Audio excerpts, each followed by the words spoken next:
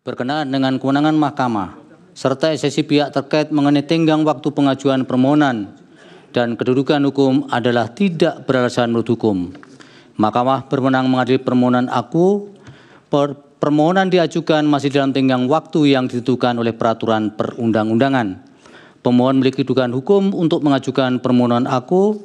Eksepsi termohon berkenaan dengan pokok permohonan adalah tidak beralasan menurut hukum. Permohonan pemohon tidak beralasan hukum untuk seluruhnya. Berdasarkan Undang-Undang Dasar Negara Indonesia tahun 1945, Undang-Undang Nomor 24 Tahun 2003 tentang Mahkamah Konstitusi, sebagaimana telah diubah terakhir dengan Undang-Undang Nomor 7 Tahun 2020 dan seterusnya dianggap dibacakan. Amar putusan mengadili dalam eksepsi, menolak eksepsi termohon dan pihak terkait untuk seluruhnya. Dalam pokok permohonan, menolak permohonan pemohon untuk seluruhnya. Pendapat berbeda atau dissenting opinion. Terhadap putusan Mahkamah Konstitusi aku terdapat pendapat berbeda atau dissenting opinion dari 3 orang hakim konstitusi, yaitu Hakim Konstitusi Saldi Isra, Hakim Konstitusi Eni Nurbaningsih, dan Hakim Konstitusi Arif Hidayat sebagai berikut. Dipersilahkan. Terima kasih Pak Ketua. Saya hanya akan bacakan ringkasan dari dissenting ini. Menimbang bahwa sebelum sampai pada materi pokok atau inti pendapat berbeda atau dissenting opinion, saya akan menguraikan terlebih dahulu berkenaan dengan pemilu yang jujur dan adil sebagai bagian azas atau prinsip fundamental pemilu yang diatur dalam Undang-Undang Dasar 1945 sebagai berikut. Setelah membaca Undang-Undang Dasar 1945 secara komprehensif, dapat dipahami bahwa sistem politik demokrasi yang hendak dibangun adalah demokrasi yang bermartabat dalam kerangka persatuan dan kesatuan bangsa. Untuk itu, Undang-Undang Dasar 1945 menegaskan bahwa pemilu sebagai mekanisme demokrasi harus dijalankan secara jujur dan adil.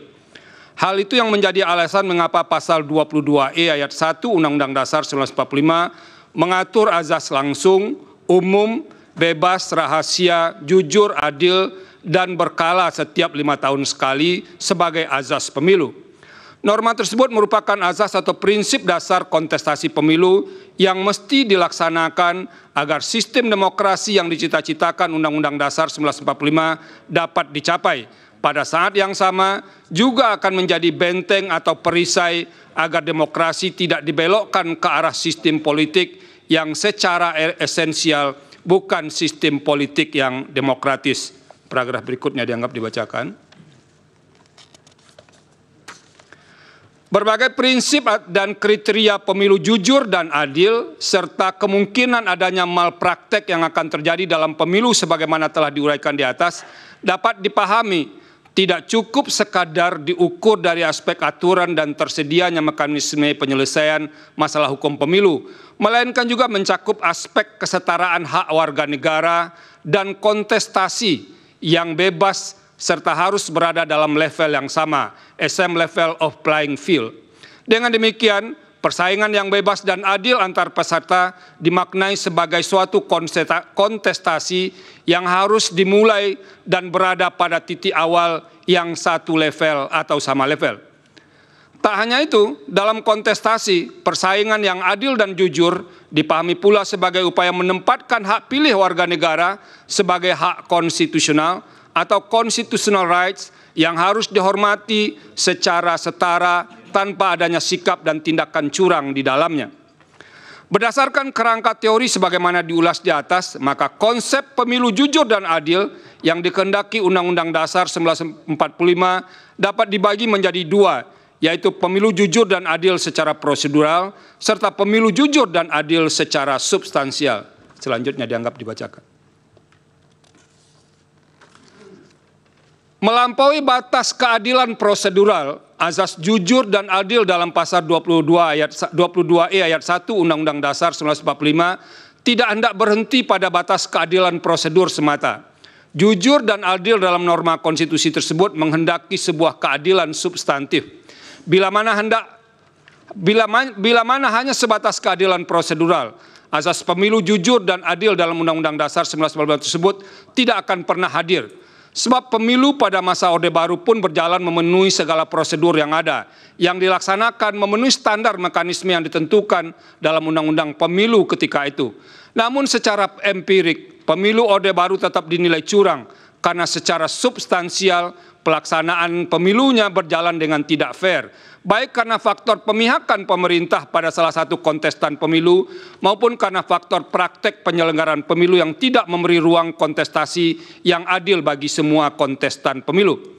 Oleh karena itu, azas jujur dan adil dalam norma pasal 22E ayat 1 Undang-Undang Dasar 1945 menghendaki sebuah keadilan dan kejujuran pemilu yang lebih material. Jujur dan adil yang dikehendaki bukan hanya sekadar sikap patuh pada aturan, melainkan sikap tidak berlaku curang, tidak berbohong, dan tidak memanipulasi atau memanfaatkan celah hukum atau kelemahan aturan hukum yang ada untuk melakukan tindakan yang secara esensial merupakan praktek curam dalam sebuah kontestasi. Artinya, jujur dan adil dalam pemilu yang diinginkan konstitusi mencapai sesuatu yang bersifat hakiki dari arti kejujuran keadilan itu sendiri.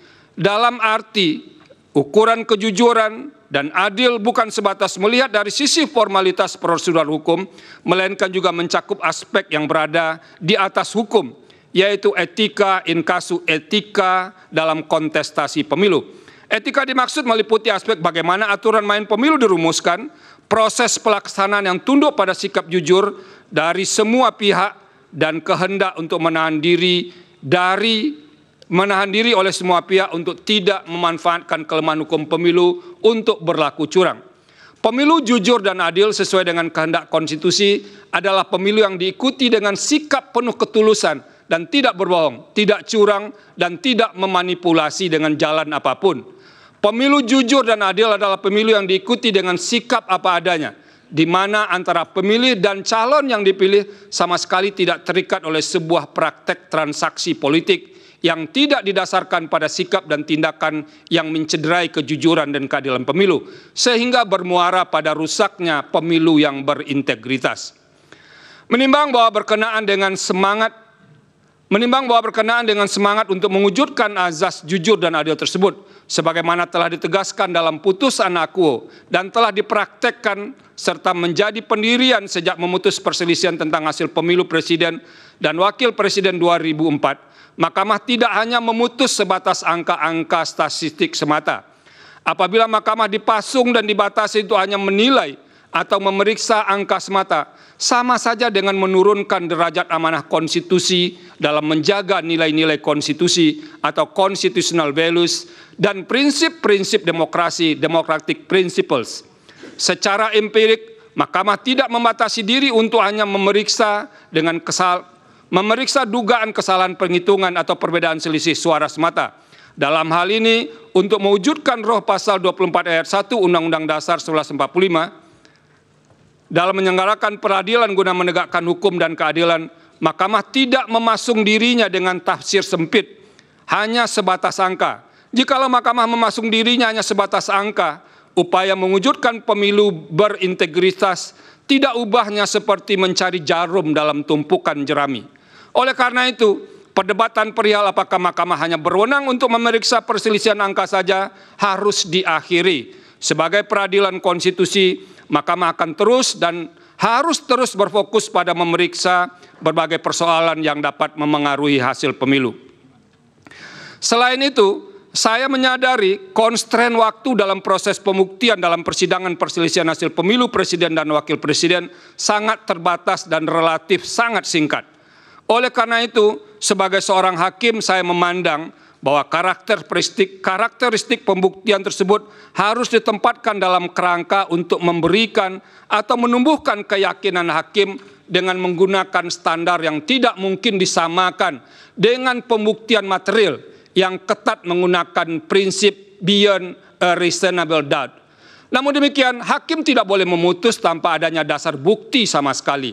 Akan tetapi seorang hakim konstitusi dapat memutus sepanjang bukti yang ada dan fakta yang diperoleh dalam persidangan masih relevan serta menambah keyakinan pada diri hakim dalam menjalankan fungsi peradilan konstitusi sebagai amanat pasal 24C ayat 1 Undang-Undang Dasar 1945. Menimbang bahwa sekalipun tidak tunduk pada persoalan angka semata, dalam putusan aku, Mahkamah telah menyatakan permohonan pemohon tidak beralasan menurut hukum untuk seluruhnya.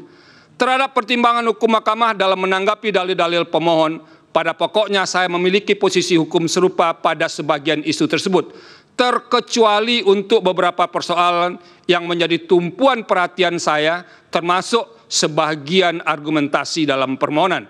Ada dua hal yang membuat saya mengambil haluan untuk berbeda pandangan dengan pendapat mayoritas majelis hakim, yaitu dalam satu, persoalan mengenai penyaluran dana bantuan sosial yang dianggap menjadi alat untuk memenangkan salah satu peserta pemilu presiden dan wakil presiden. Dua, perihal keterlibatan aparat negara, pejabat negara atau penyelenggara di sejumlah daerah. Karena tidak mudah untuk membelahnya secara tegas, kedua masalah tersebut akan diuraikan secara berkelindan sebagai berikut. Bahwa pemohon mendalilkan persoalan di atas dalam uraian yang tersebar dalam sebagian besar permohonan, tanpa bermaksud menyederhanakan permasalahan tersebut, melainkan mempermudah dalam menjawab dalil permohonan. Saya tidak akan menanggapinya dengan memperinci setiap uraian dalil dalam permohonan. Saya mengambil inisiatif untuk menanggapi dalam dua bahagian besar. Pertama, melihat aspek dalil dan fakta yang dikemukakan secara konkret dan spesifik, kemudian melihatnya secara umum dalam konteks pengelolaan anggaran negara dan pelaksanaan program pemerintah dalam kurun waktu yang berdekatan dengan penyelenggaraan pemilu. Dalam permohonannya, pemohon mengungkapkan fakta dan kejadian tertentu secara spesifik, yaitu dukungan yang diberikan Presiden terhadap pihak terkait, pasangan calon Presiden dan Wakil Presiden nomor urut 2. Dukungan dimaksud sebagaimana dalil pemohon dilakukan dengan cara mengalokasikan anggaran negara tertentu dan diwujudkan melalui pelaksanaan program pemerintah berupa penyaluran dana bantuan sosial. Ditambahkan oleh pemohon, salah satu mekanisme penyaluran dana bantuan sosial dilakukan dan atau dikemas beriringan dengan kunjungan kerja Presiden ke beberapa daerah. Cara demikian umum pemohon merupakan bentuk kampanye terselubung dan memberi kontribusi besar atau signifikan terhadap penambahan suara pasangan calon Presiden dan Wakil Presiden nomor urut 2. Selanjutnya dianggap dibacakan. Namun demikian, fakta konkret sebagaimana menjadi objek penilaian di atas tidak bisa dilepaskan secara kontekstual atas pengaruh dari unsur-unsur lain yang menimbulkan hubungan sebab akibat. Sebagaimana membaca teks, maka membaca tidak hanya melihat pada huruf mati yang ada di hadapannya, melainkan harus pula mengetahui latar belakang susunan kata dan kalimat untuk dapat memahami makna dari teks dimaksud. Begitu pula halnya dengan membaca sebuah peristiwa. Kejadian itu tidak mungkin berdiri sendiri tanpa ada peristiwa lain yang memengaruhinya. Oleh karena itu, saya akan menilai dalil yang diutarakan pemohon mengenai penyaluran dana bantuan sosial yang dikaitkan dengan pengaruhnya bagi penambahan suara pasangan calon yang mendapat dukungan Presiden secara kontekstual. Hal ini pun sejatinya yang menjadi pertimbangan Mahkamah secara umum dengan mengambil inisiatif untuk memanggil dan meminta keterangan beberapa menteri dalam persidangan. Saya percaya Mahkamah pun ingin menggali lebih dalam terhadap dalil-dalil dan fakta yang diungkapkan oleh pemohon dan memeriksa silang dalil tersebut kepada pihak yang berwenang berkenaan dengan penyaluran dana bantuan sosial dikaitkan dengan unsur-unsur lain yang menimbulkan relasi sebab akibat. Ada beberapa hal penting yang menjadi pertimbangan saya terkait dengan isu penggunaan bantuan sosial untuk menilainya dalam konteks yang lebih umum, yaitu mengenai hakikat keuangan negara atau anggaran negara dan tugas pemerintahan serta pelaksanaan program pemerintah yang diimplementasikan berhimpitan dengan waktu penyelenggaraan pemilu, inkasu tahap kampanye dan pemungutan suara. Yang menjadi persoalan besar dalam kaitan antara penggunaan uang dalam pemilu adalah berkenaan dengan sumber dana tersebut. Jikalau uang yang digunakan peserta pemilu bersumber dari keuangan publik atau anggaran negara, maka derajat persoalan yang harus dihadapi akan bertambah berkali lipat. Sebab penggunaan keuangan negara yang tidak sesuai dan dapat diartikan sebagai penyalahgunaan kekuasaan.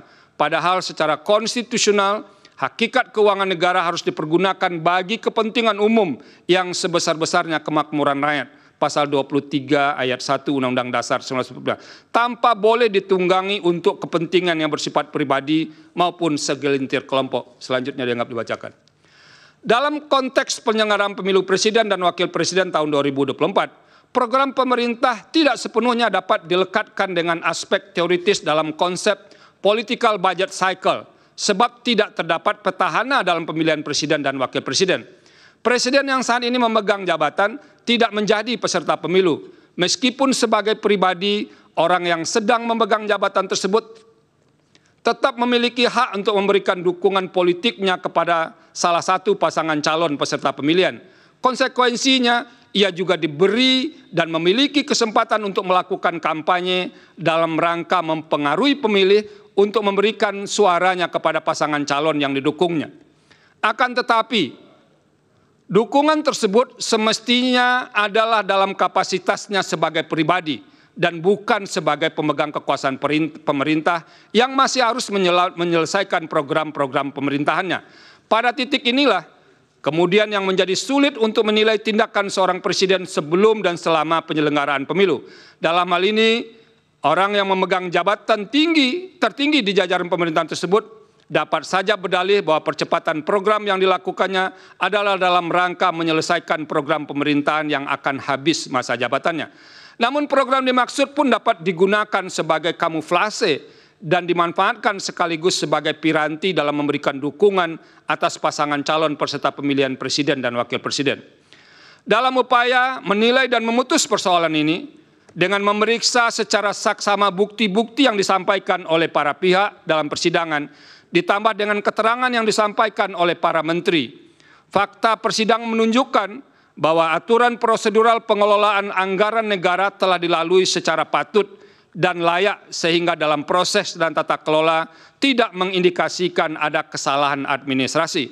Namun demikian, tugas utama seorang hakim adalah memutus perkara yang diajukan ke hadapannya secara adil.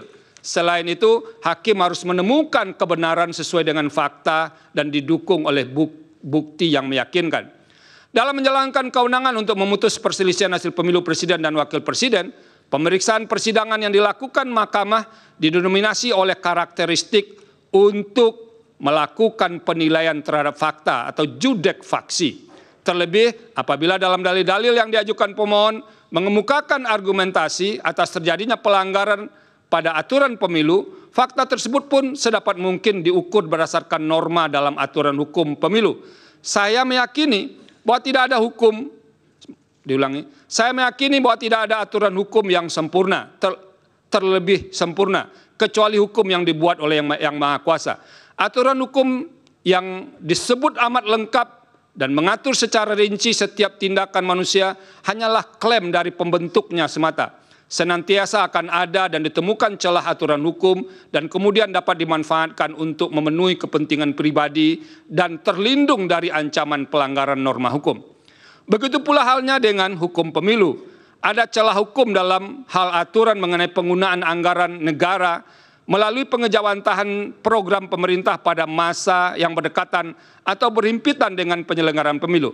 Di samping itu, pada kasus pemilu presiden dan wakil presiden tahun 2024 pun terdapat kekhususan dalam hal posisi presiden yang bukan berstatus sebagai petahana, bukan menjadi pihak yang terlibat sebagai peserta pemilu, melainkan sebagai pihak yang dinilai memberikan dukungan terhadap salah satu pasangan calon. Hal ini memicu pandangan kritis yang disampaikan oleh sebagian kelompok masyarakat. Dampak yang dikhawatirkan adalah peserta pemilu tidak bermain pada lapangan kontestasi yang sama. Terlebih fakta hukum yang ada di sekitar atau pada tahap kampanye berlangsung, kunjungan presiden ke daerah menunjukkan peningkatan intensitas dibandingkan biasanya. Faktor yang mendukung hal tersebut antara lain adalah keadaan adanya celah aturan hukum dalam Undang-Undang Pemilu yang berpeluang dimanfaatkan.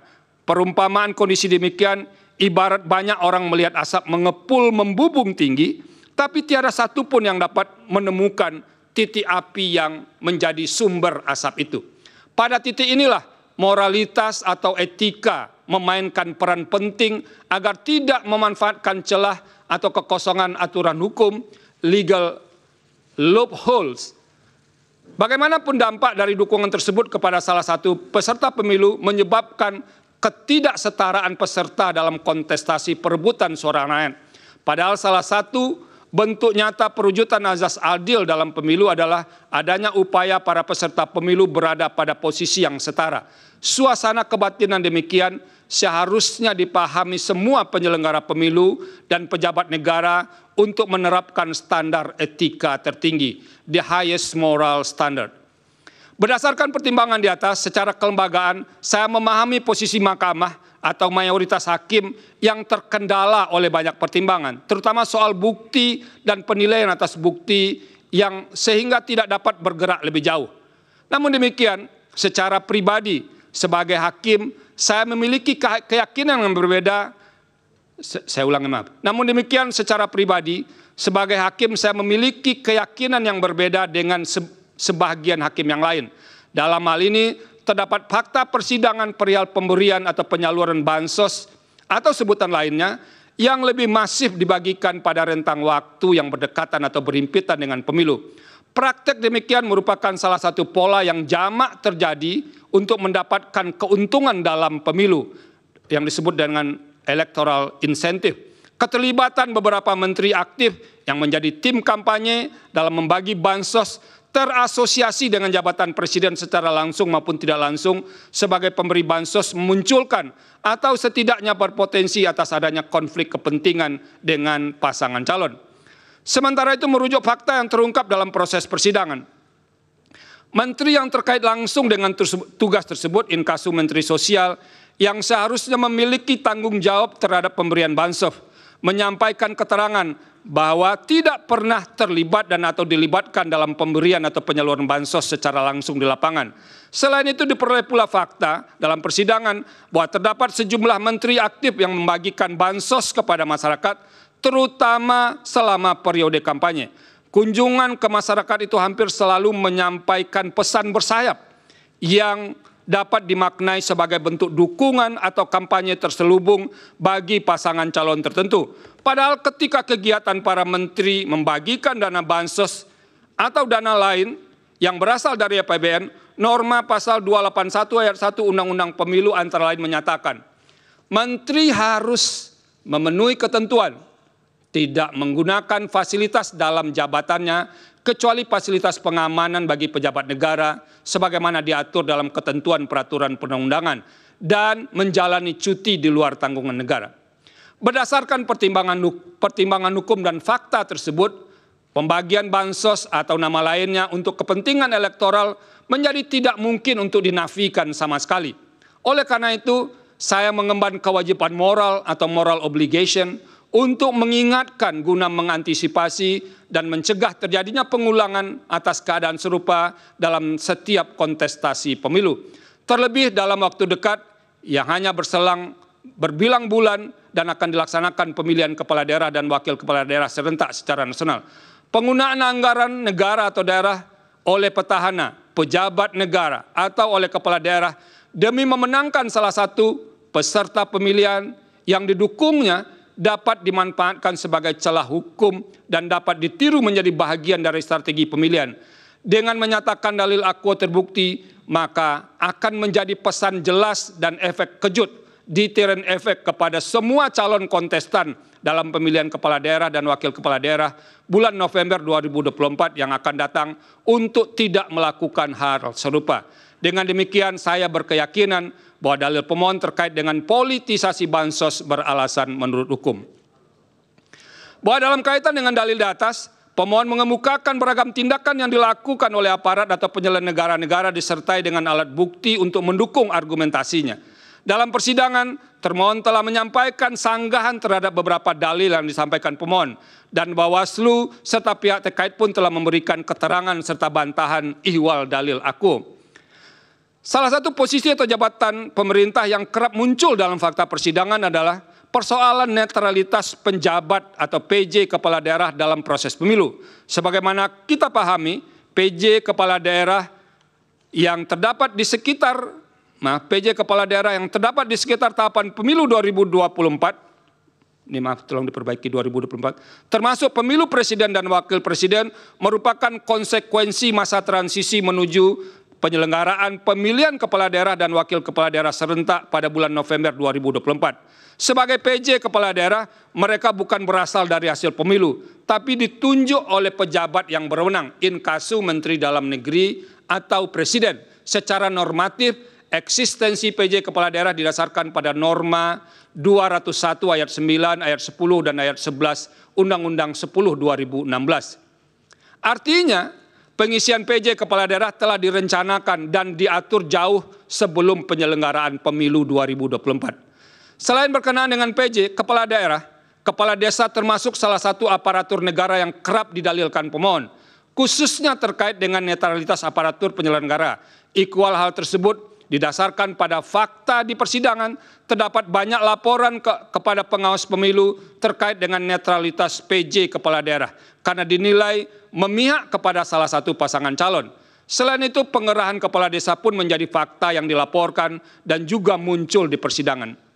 Setelah membaca keterangan Bawaslu dan fakta yang terungkap di persidangan, serta mencermati alat bukti para pihak secara saksama, saya menemukan bahwa terdapat masalah netralitas PJ kepala daerah dan pengerahan kepala desa yang terjadi, antara lain di Sumatera Utara, Jakarta, Banten, Jawa Tengah, Kalimantan Barat, dan Sulawesi Selatan.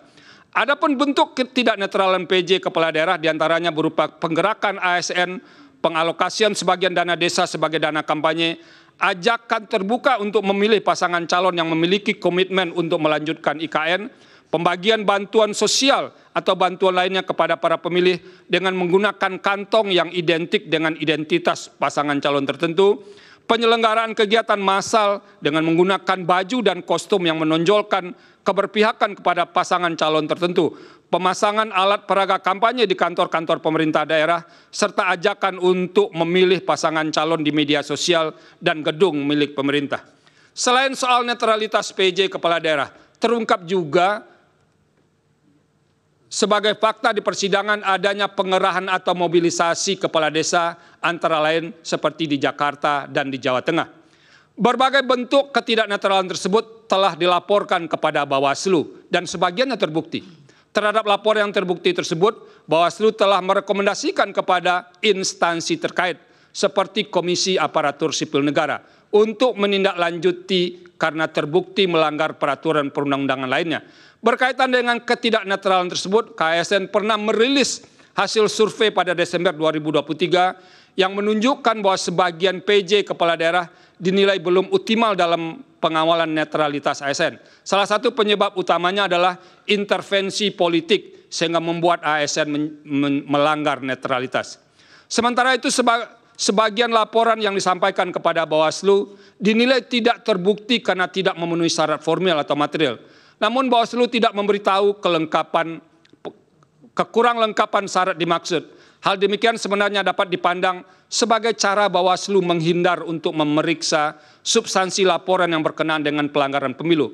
Meskipun demikian, saya berkeyakinan bahwa telah terjadi ketidaknetralan sebagian PJ kepala daerah, termasuk perangkat daerah, yang menyebabkan pemilu tidak berlangsung secara jujur dan adil.